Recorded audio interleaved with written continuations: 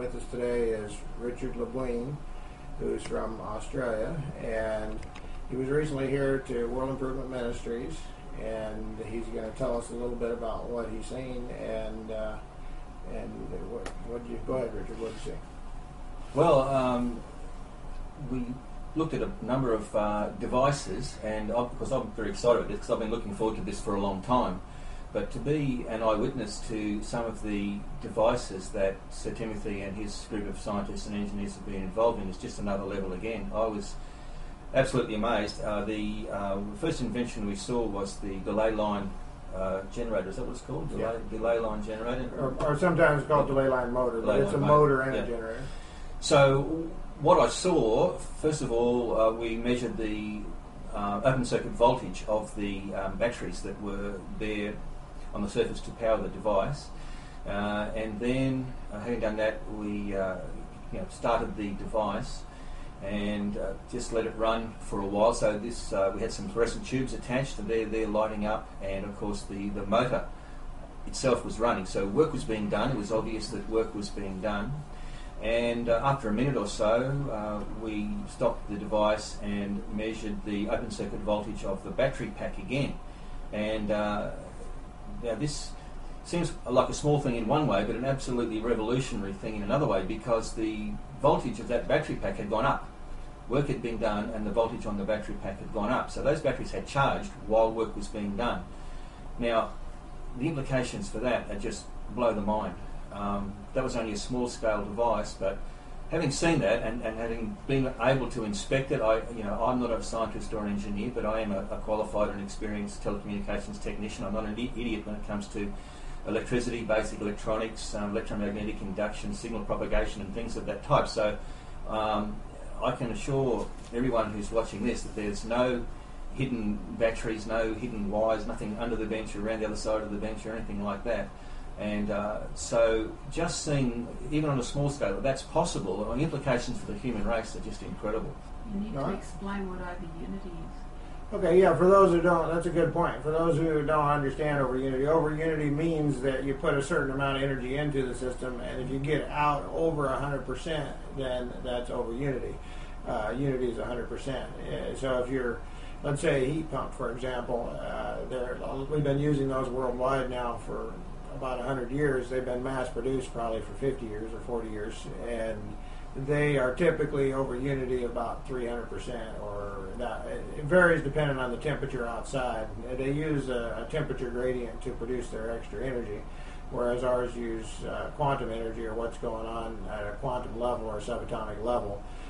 Normal energy flows through the environment that can be harnessed as well, and then there's many different types of flows, not just electron flows. We're used to electron flows, and some people think that's all there is, but there's quite a bit more, as Richard is learning. Everybody knows about a few more. Everybody knows about photons, and everybody knows about ions. I say everybody, a few people, So these different types of flows can be used in different ways, and you can get extra energy in a system. Yeah, you can. One of the things that's quite, on the surface of it, simple but just amazing, is to see that one of the circuits in Sir Timothy's first device we looked at, it's a rubber tube, an insulator, and we measured the resistance, and for practical purposes it had virtually infinite resistance, but nevertheless there's a flow of an electricity-like influence there, which I personally experienced by touching it. Yeah, you can touch the rubber hose, you can feel the electricity. And there's no doubt that there's an electric-like flow through the rubber, no problem. But it's not electrons. If you're familiar with Wilmshurst type generators, you know that type of energy will flow through insulators. And so there's one example of one type of electricity that will flow through insulators. So certain types of insulators. It collects on insulators in that type of system, and it flows into them and off of them, and it will flow through them if you design the circuit to flow through them. And so that's one of the aspects of dominant energy is there's almost all the dominant fields will flow through insulators, depending on what type of insulator it is and what frequency you're running at, and so on. So it's a different area of science. I have a good background in mainstream mainstream electronics and electricity and so forth, but the sorts of concepts that we're dealing with here are quite different to what's commonly taught, which is really in schools and in science courses and things, but it's not myth and magic. Having spoken with Sir Timothy and read the works of other people involved in this area, it's hard science. It's no doubt about it. It's absolutely hard science. I will add this, that places like China that are very technologically advanced and getting more so all the time, I have co-authored books that are being taught or going to be taught very soon in the schools over there, and the college level schools. And so it may still be far out there for most people watching this video, but for those in the know, it's not. For those that understand what's going on worldwide, this is very up and coming, and it's new technology, it's cutting edge technology, and very soon everybody will know about it. I would say within 5 or 10 years, everybody will be able to buy many types of quantum energy systems maybe from your local Walmart or whatever. So China is doing some pretty advanced things, and so is Japan, and there's a number of other countries as well. So it's looks like the United States might be last on the list, but it'll get here because they're making everything in China, so it'll get here eventually. Yeah. And originally developed here, as most people realize, approximately 200 years ago. Started 200 years ago, and Keeley and Tesla and so on brought it further along, basically. Now, I think that pretty much covers everything, unless you wanted to comment on the gravity motor. Yes, this is another area of technology that I hadn't been exposed to until recently, is the idea of a motor that works purely on gravitation and centrifugal forces. And once again, it's one of these things that in the mainstream view is utterly impossible, but we did test a gravity motor, and I tested as much as I could myself.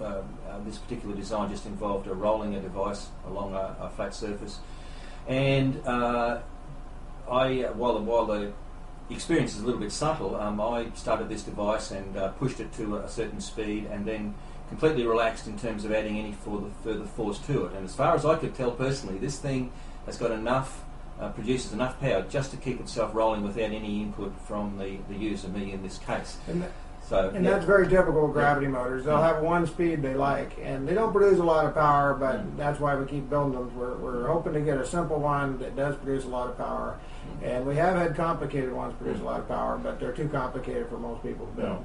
So we've got to have a simple one. If we're going to change the world with gravity motors, it's got to be something simple that anybody can grasp the concepts pretty quickly, and will still produce usable, decent power. And of course, the one you saw is still just basically a demonstration model. Very little power, but it does. Everybody that's rolled it is convinced that it is keeping itself going at one speed, and so it produces a small amount of power to overcome frictional losses, basically. That's it. And so, so that's great. Well, this is a Christian ministry. All your donations are tax deductible. So we ask everybody to pray about it and give as the Lord leads your heart. And also, I'm a spokesman of the World Improvement Through the Spirit Ministries. And so any group, hopefully 100 people, 200 people, or bigger, just if you want us to come speak, just get in contact with us by email. The email is WITS2014. And just email us there at yahoo.com, WITS2014 @yahoo.com. Email us there and make a donation if you can, and together we can change the world. If nobody participates, it's hard to change the world, but if everybody does, it's easy to change the world. So we encourage everybody, donate, pray about it, and donate what you can. And if you want us to speak to your church or any group that would like us to speak, just send us an email and we'll work it out. And please participate, and let's make this world a better place.